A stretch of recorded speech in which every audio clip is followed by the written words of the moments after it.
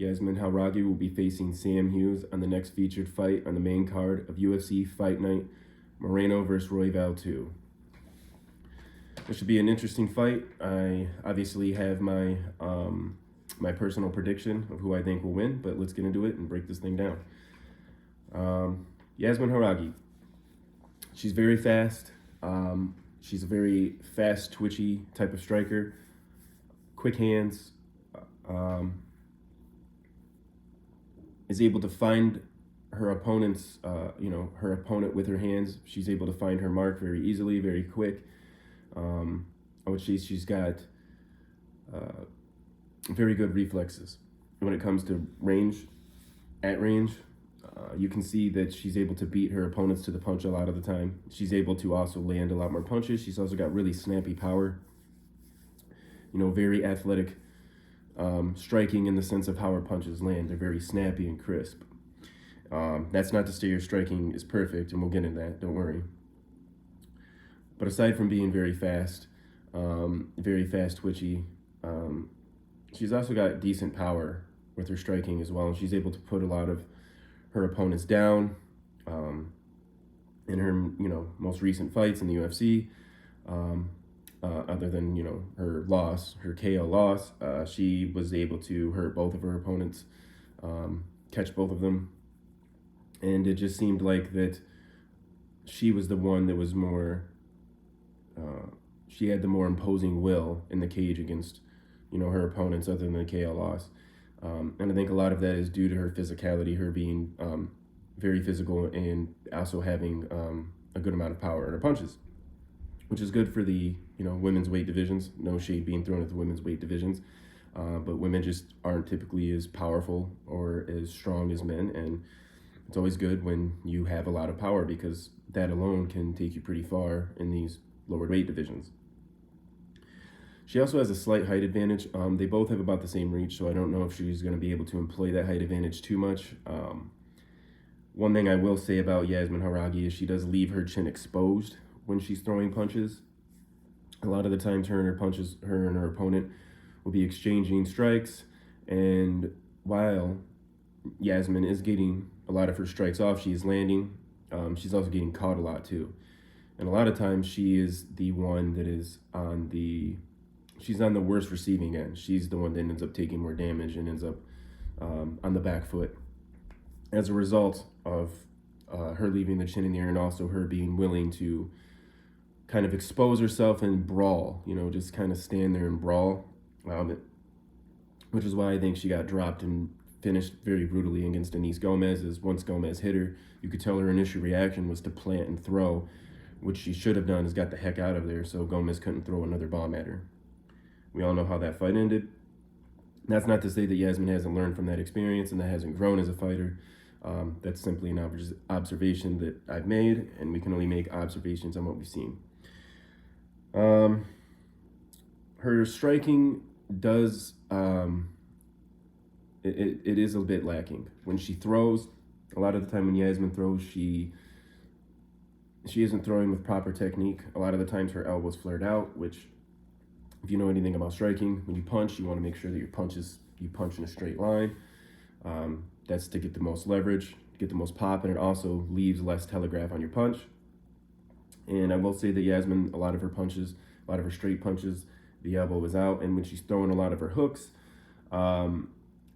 she's kind of just, it's almost like she's just swimming, the swimming hooks where you're kind of just, it's a lot of it is, just shoulder strength and a little bit of momentum. It's not really so much a hook that's planted, or where you kind of create that angle so that when you hook someone, you're catching them on their chin or you're catching them on the side of the face. They're facing this way and you're facing their side, so you have the better advantage to strike, that kind of thing. I would say her striking leaves, it leaves a little to be desired. It leaves a lot to be desired, I should say. That's not to say that her strikes are all bad. She does throw good strikes. Leg kicks. She throws a lot of calf kicks. She will go for a takedown too. Like I said, she is pretty physically strong. She does shoot for takedowns, but a lot of the time she doesn't really use them to keep her opponents down and hold them there. They're more or less used as, part of her game plan to frustrate her opponent or get her up against the cage or possibly get her down so she can land more strikes. So yeah, let's talk about Sam Hughs. Sam Hughs, very composed fighter. I will say this, watching, the limited amount of fights I was able to find of hers. She is very composed.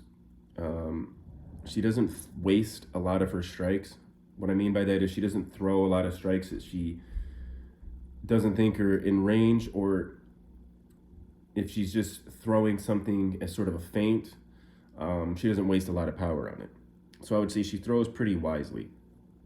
And like I said, she stays very composed. You don't usually see her rush in a lot, unless it's part of like a marching combination. She's always got her hands up. She keeps at good distance, which part of that is to her detriment too. She does stay a little too far outside of range, I think, for her reach, or for her build. I think sometimes it would be wise for her to maybe get in there more, instead of staying so far outside of range. But then again, it's, it might work for her. It's, obviously she's in the UFC. But I think that sometimes her being a little more on the outside has, it has worked against her. I would say that I can't remember her opponent's name, but she was a longer Brazilian gal, and she was able to stay at that range that Sam Hughs wanted, but she was able to land a lot of hard shots.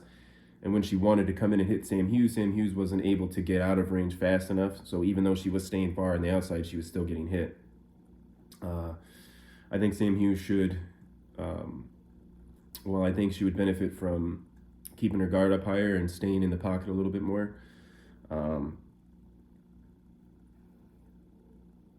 She can be inactive at times, Sam Hughs. There are definitely times where neither opponent is doing anything, and Sam Hughs should be the one pressing the action, because either she's down on points or her opponent's tired, and she should really be pressuring forward, trying to look for shots or look for openings for a takedown so she can get her opponent down. Because one thing about Sam Hughs, she doesn't seem to be the most, I want to say powerful or athletic person, but she does seem like she's a pretty strong gal. And I think if she, again, worked on her infighting a little bit more and focused more on that, kind of worked on her boxing a little bit, I think she could really find a lot of takedowns with her build.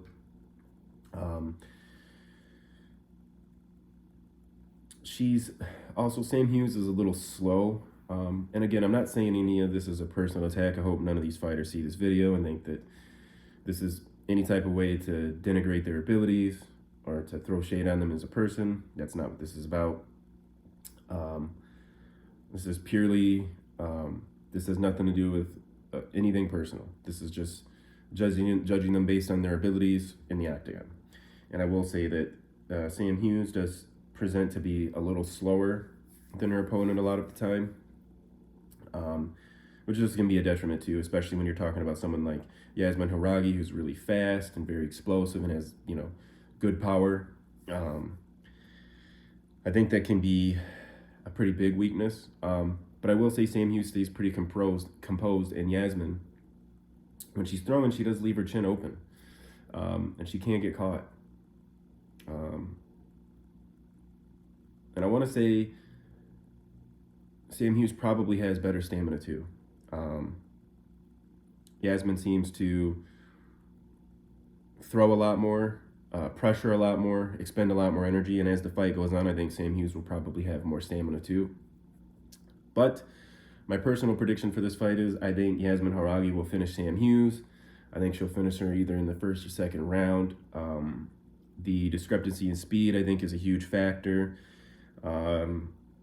And also the fact that Yazmin is very physical and very powerful, and she's going to pressure Sam Hughs. Sam Hughs is probably not going to be able to find a range and stay as composed as she'd like.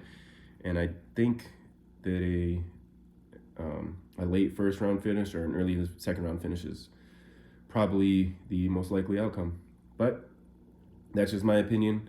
If you agree with my opinion and you like my take or you like my videos, go ahead and like the video. Maybe give me a subscribe if you're interested in future content. And I hope you guys have a good day. Peace.